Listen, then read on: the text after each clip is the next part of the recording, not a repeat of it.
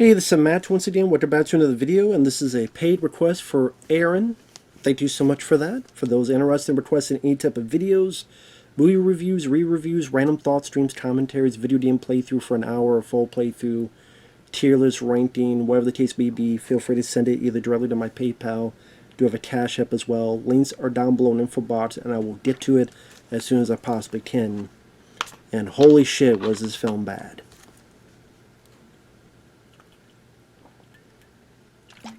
To the point I had to get this one out. Usually I drink mellow yellow, but I had to get the code out. The code of silence, I wish. Because I wish this fucking movie was silent. This was Dana Carvey. The way I look at it, the way I judge it, is someone saw the success of Austin Powers. Because that was 1997. But then, like, it did okay in theaters, but then the video sales, and especially when Austin Powers 2 came out in '99, and it made a ton of money, someone looked and went, so Mike Myers, wait, what was the film? Wayne's World? What happened to the other guy? Dana Carvey, hey, can you do what he did? Can you be like a spy? Like he was a spy? Can you be a spy? And like a movie where you play different characters, because even that second film, there was like Fat Bastard and Austin, Power. Can you do that too? Can you be a spy and you play different characters and can you do that? I really do believe that. And this came out 2002. It cost 20 some. It made 40 some million. But that doesn't take into account advertising and such of that for the cost, so it didn't do nearly as well as they hoped it would. It definitely didn't do the Austin Powers numbers. And I guess the consensus people say is this is one of the worst comedies of all time. I mean, have I seen worse? Yes. Fred the movie, way worse. The underground comedy movie, and what was that one? Going Overboard with Adam Sandler. I always forget the other one done by the ShamWow guy. Inappropriate comedy. There was I always forget the movie 43. There's a lot worse, but this I was not a fan of. I like Dana Carvey. I liked him in... Hell, even the bit part he had in the Richard Pryor film Moving, where he seems like the nice guy, and he's supposed to take the car, and then he gets lost, and then when he arrives, you realize he's just a lunatic, and the way Richard Pryor is trying to warn him and threaten him. Like, Dana Carvey was funny in that. I liked him in Wayne's World. I've liked him in other stuff. This, though, I thought he was just trying a bit too hard. I think they're trying too hard to be like Austin Powers type of movie. While Mike Myers is trying to have this English accent here, Dana Carvey's trying to have an Italian accent because his dad was an Italian and he works at an Italian restaurant. His name is... what the fuck his name was. It was Pistachio. His name is Pistachio. Before I go further, the story of the film is his father is James Brolin, who I liked as an actor. Night of the Juggler, it came out on Blu-ray from Tino Lorber, but I'm not buying it because there's an error on it. People say it's an insignificant error, but it's an error I don't want. I'll just wait for the release in November from a different company. I can wait a bit longer. But yeah, I like James Brolin. He's great in Night of the Juggler. He's great in other films as well. He plays a master of disguise. And years ago, he pretended to be Bo Derek from the film 10 and other stuff, running from the bad guy who's played by Brent Spiner, who was Data in Star Trek The Next Generation. He was also the crazy scientist guy in Independence Day. He's been in a lot of other stuff. So he's able to stop that guy. The guy goes to jail. It's many years later. He has a grandson, or he has a son named Pistachio, played by Dana Carvey. And I forget his mom is, I always forget her name. She was the woman in Planes, Trains, and Automobiles where Steve Martin comes back from the airport to talk to the lady. I want a fucking car with 4 fucking wheels in the seat. I don't appreciate the way you talk to me. And I don't appreciate the way you left me in the middle of fucking nowhere with fucking keys to a fucking car that's fucking there. I had to walk through a fucking highway and a fucking runway for you to smile on my fucking face. I want a fucking car right fucking now. And then she talks a bit and says, oh boy, what? You're fucked. That lady is the mom in this. I always forget her name. I think she's also an Elvira, Mistress of the Dark. Edie. I want to say her first name is Edie. I'm bad with names, so I apologize. But yeah, they run a restaurant. Dana Carvey's the waiter. He's not doing that great of a job because he has this urge to mimic other people. He did it when he was a kid, and we see some scenes when he's a kid trying to mimic people. He does it as an adult, including these 2 Texans. Starts mimicking their Texan accent. They think they're being mocked and made fun of. This is other bit where he has spaghetti and he pours spaghetti on people's heads and stuff. James Brolin doesn't want to tell him about the legacy, the master disguise stuff.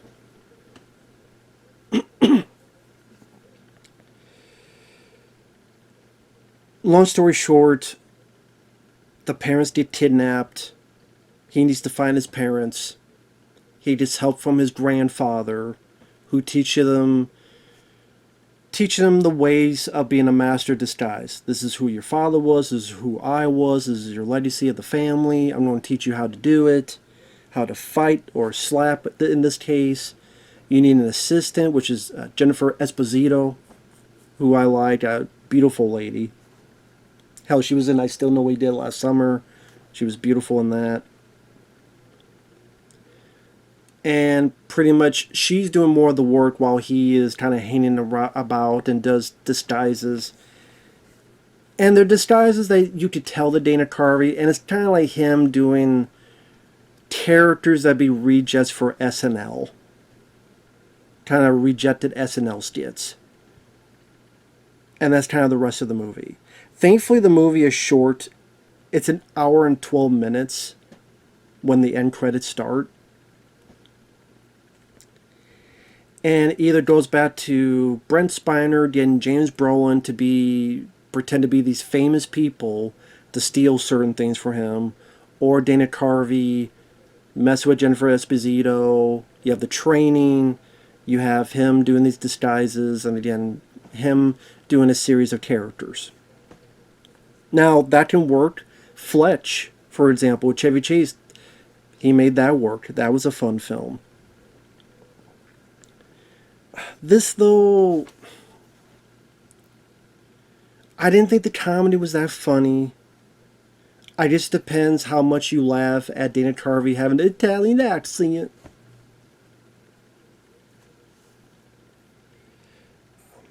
I mean, the first time we see him, he has an underwear on his head, which is a gag that runs to the end of the movie. Another running gag is when Brent Spiner laughs hard enough, he farts. This happens like 4 or 5 fucking times throughout the film. Where after James Brolin steals something, Brent Spiner's laughing, ha ha ha. And then he's embarrassed. Again, this happens like 3-4 times. At least.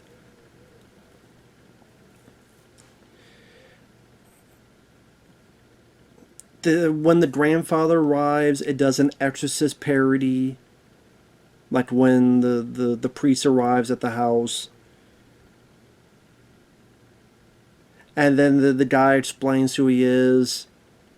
I'm your father's father. And he's like, oh, holy cannoli, you're my sister.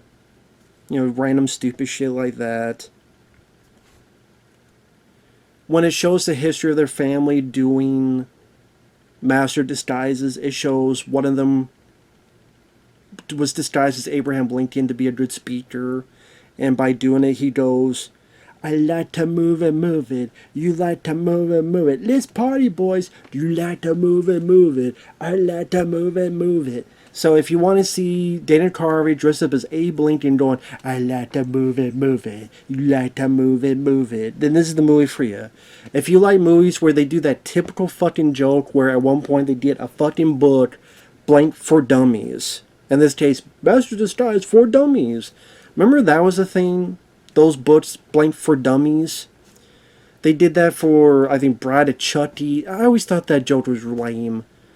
Maybe the first time it was done, it was kind of clever, but then like everyone kept copying it, and each time person copied it, it was more and more lazy and more fucking lame.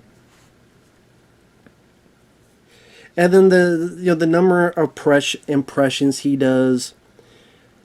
Funny enough, there's a time when early on there's a kid who fell off a skateboard, and Dana Carvey tries to make him smile by doing the voice of Shrek. So I just thought it was funny he's doing a voice of a Michael Myers character. Which that had been done on purpose. Hey, Mike Myers, So that was kind of fun. But after that, there's a bit where he's trying to be a Hindu, which is not quite blackface. And then the joke is that the cobra kisses him like a dog. There's a point where he pretends to be, there's a club needed to go, a turtle club, so he pretends to be an actual turtle.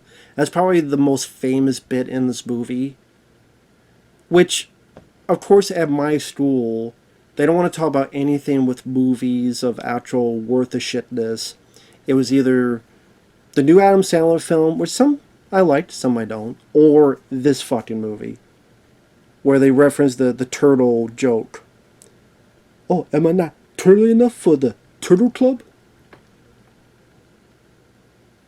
And if people find it funny, that's fine. I'm like, this is fucking stupid. This is so goddamn dumb. He bites the nose off a guy, then spits it up and is perfectly fine on his nose. This is a bit where he pretends to be an old lady. There's a bit where he pretends to be Tony Montana, which was kinda almost funny. He's like, "Let me show my little friend," and he has like a shrunken head. That kinda almost made me chuckle. He pretends to be Robert Shaw from Jaws. He pretends to be a cow shit, because he just chased, and I stepped on a cow pie, runs off, and then Dana Carvey gets up and he has a bunch of grass and cow shit on his face as a mask. There's a bit where he pretends to be like a cherry pie punch, so when he gets up, it's just a bunch of cherries on him, and he even spits out cherries like a machine gun. And I get it. It's a goofy, silly comedy. There are movies. Hell, I like Kung Pao Enter the Fist. That's a fucking silly, goofy comedy. Humor is subjective. But Kung Pao I've actually found really fucking funny. Does every joke work? No. But I thought enough jokes were funny. This, I just didn't think it was that clever. I didn't care for the a lot of the humor didn't land for me. The plot wasn't much. The jokes at times seem very obvious. He gets a fat suit, it gets bigger, so then he floats away. I think Brent Spiner keep farting because he's laughing too much. And then there's cameos where James Brolin will pretend to be a famous person. So at one point he pretends to be Michael Johnson, who foot raced in the Olympics and stuff. Michael Johnson, the fastest man. There's a bit where J.C. Ventura is in it, because he pretends to be Jesse Ventura and steals the Liberty Bell. Jessica Simpson. You remember Jessica Simpson? And some guards give her something because, oh, she's pretty.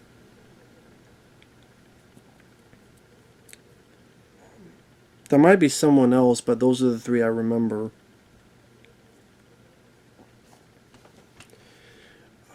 I didn't find much chemistry between him and Jennifer Esposito.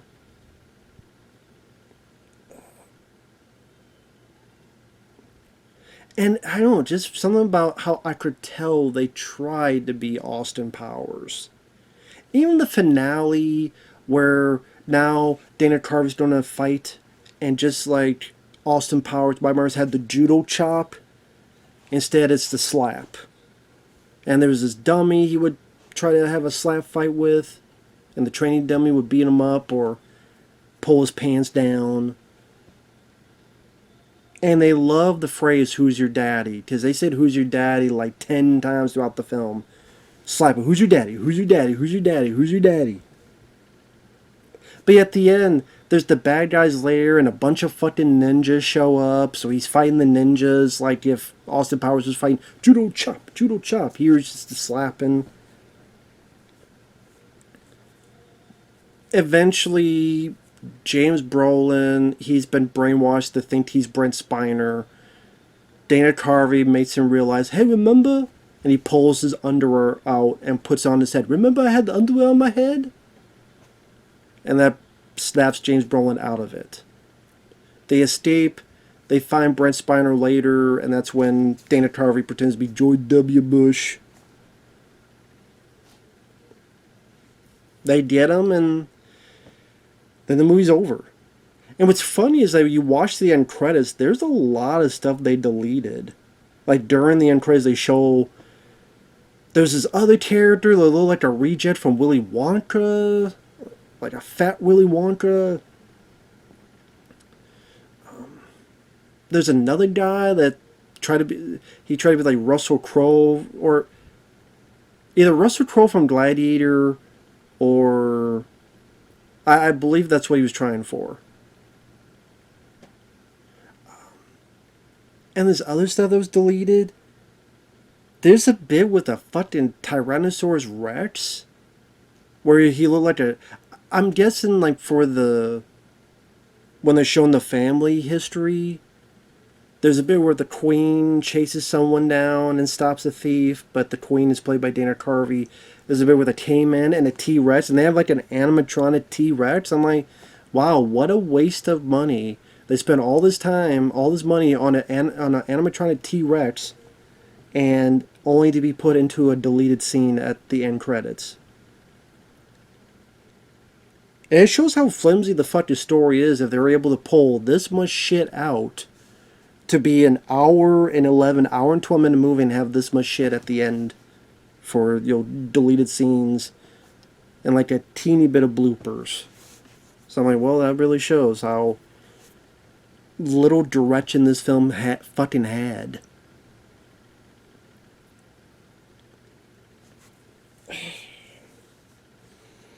If you're a diehard fan of Dana Carvey, you may get some fun out of this. For me, I like Dana Carvey, but I'd have maybe a little bit of fun with the one scene where he tried to be Shrek to make the kid laugh. Try to. A little bit of the Tony Montana, because I'm a sucker for people trying to do that impression. I've tried to do that as well. Montana for me. But again, the jokes are obvious. I don't think they're very clever. I think they're pretty lackluster. The story is flimsy. The running jokes, the fart running joke, it's one of my least favorite types of jokes. Bunch of random cameos. Well, okay, not random. It's James Brolin pretend to be someone famous to steal this stuff, but so you got Bo Derek, Michael Johnson, Jessica Simpson. I'm surprised Shaquille O'Neal wasn't in this. I'm surprised Shaquille O'Neal was that one of the disguises. Because it seemed like it'd be the kind of thing he would pop in as a cameo.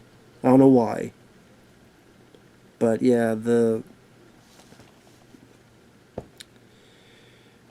I just didn't think it was that fucking funny. I really didn't.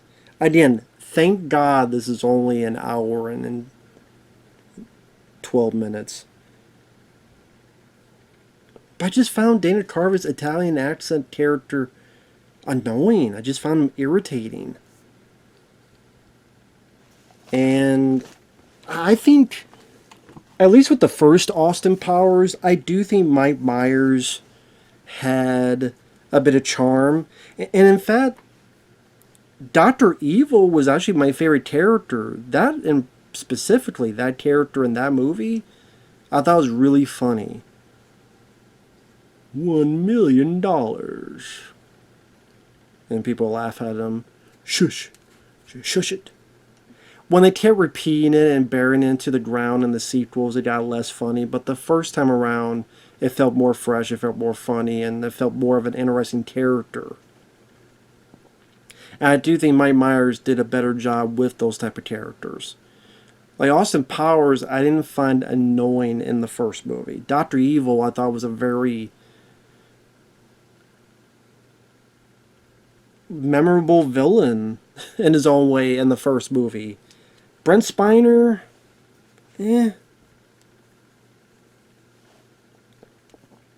What was the film that he was in? This remind me of. Was it Harold and Kumar 2? I want to say, was it Harold and Kumar 2 where they get caught and like Andy Dick is a prisoner and then Brent Spiner's like this weird guy holding people prisoner?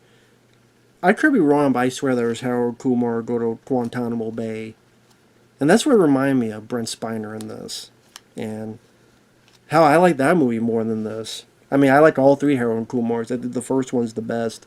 I've heard they'll make a fourth film. We'll see. But yeah, The Master of Disguise. I'm curious. What does this have on IMDb? Out of curiosity. 3.4. Well, I'm not alone. At least I'm not alone, but... I mean, I'm not going to go into too much plot logic because these are like stupid... I mean, hell, you could break apart the plot of Ace Ventura: Pet Detective, but I love that film. I think that film's very hilarious. I think Jim Carrey gave a wonderful comedic performance in that, and Ray Finkel and Laces Out, and that was kind of interesting as part of the plot. And Einhorn is Finkel. Einhorn is a man. Oh God, which now did cancel today for that, but I think it's hilarious. And when the Crying Game started popping up, I thought it was fucking hilarious. That's just me though, but no, it's not just me. I know other people thought it was funny as well. That's what I mean by I got a smile on my face about this. Not really. So I just don't think the script. I don't think the characters were funny enough to carry this entire film. And again, if they were able to take huge sections out, that means the script really had a really flimsy. There was no strong foundation with the script at all. And I think it shows. If you like the film, that's fine. But I thought it was pretty fucking awful. Dog shit. Master Disguised, or to disguise yourself to be a better movie? How about you put a disguise on as just Ace Ventura: Pet Detective? And have the whole movie play. That'll be your disguise. Just have play the... Or Ace Ventura: When Nature Calls. Either one. Just disguise yourself as that movie from beginning to end, and you'll be a better movie. So there you go. With that said, thanks for watching. Take care. We'll see you guys later. Bye-bye for now.